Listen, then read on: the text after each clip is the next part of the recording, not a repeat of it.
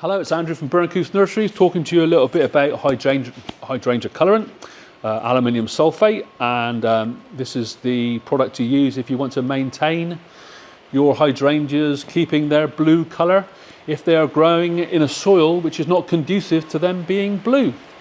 So hydrangea colorant, aluminium sulfate, this is an application which can be made twice a year in small doses, and it can be made in the autumn.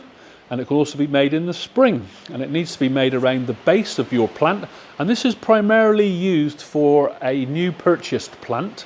An old existing plant would need several applications of this over many years to make it go blue. So in this instance, I'm talking about a new plant purchased, a 2 litre or 3 litre plant on planting.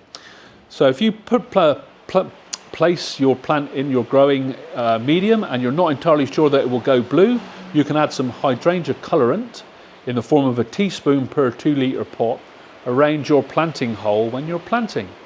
And this can be done in the spring or also in the autumn. And if you do it in the spring and autumn, then it should give you a good opportunity for the following year that the hydrangea you want to go blue will be blue. And another tip is that when you have your blue hydrangea flowering in your garden, and this is a real key tip, whether you have a blue hydrangea now or whether you want a blue hydrangea in the future and you're using this, is that when you prune your blue hydrangea flowers, do not put them on the compost heap, place them at the base of the plant, because in those flowers is all the particles of aluminium and other minerals which makes that hydrangea go blue.